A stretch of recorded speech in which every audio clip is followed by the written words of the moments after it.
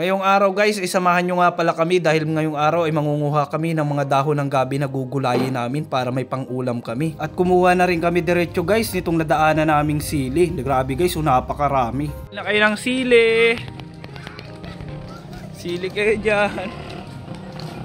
At nung papunta na nga kami guys dun sa kukuhaan na namin ng gabi ay nadaanan ko itong bunga ng bayabas. Grabe guys, dahil halop tayo sa bayabas ay hindi natin ito palalampasin. Kasi sabi nga, one guava a day, take doctors away, diba? At nung pakakuha ko nga ng bayabas ay dumiretso na rin kami dun sa pagkukuha na ng gabi. Dito nga pala yan guys, sa tabi ng dayawan kami mangunguha dun sa kabilang banda.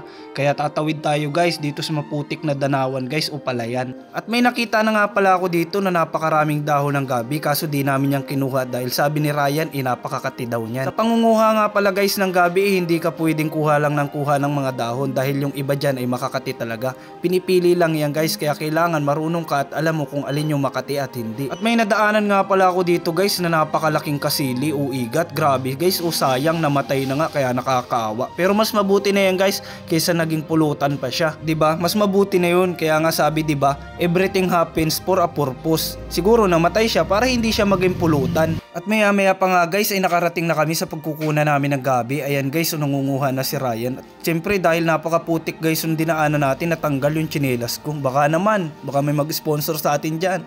Kahit beach hook lang.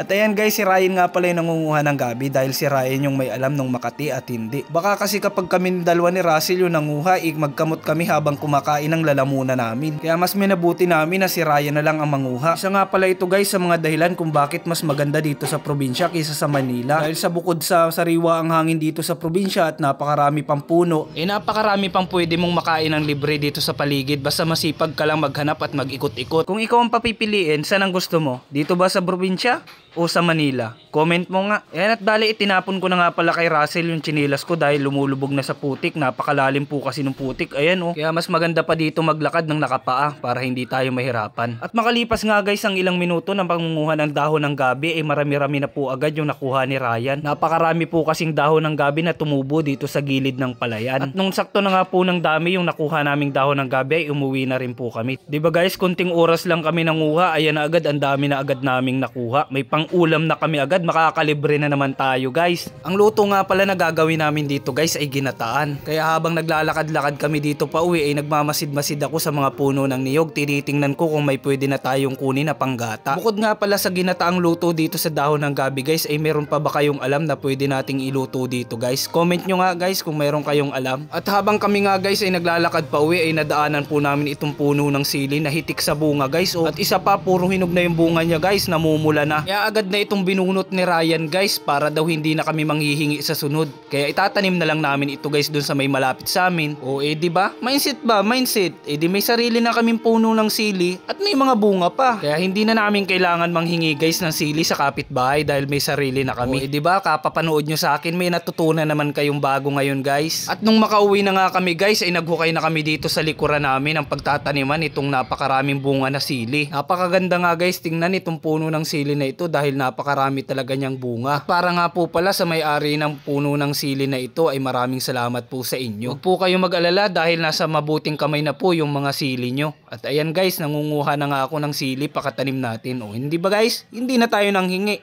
May sarili na tayo, di ba? O mindset ba? Mindset. Ganyan mindset guys. At sinimula na nga rin pala ni Ryan guys na gayatin itong mga dahon ng gabi. Dahil siya rin guys ang magluluto nito guys. Hanggang dito nga lang pala guys ang ating video ngayong araw. Kaya maraming salamat po. Kung nagustuhan nyo po ang upload natin ngayon ay please paki-like, comment and pa-share po nitong upload natin guys. At syempre pakisuportahan po natin guys ang Team Semis. Sila Ate Zimira, si Ma'am Brenda Maigi at si Ate Rizel M. Cabreros.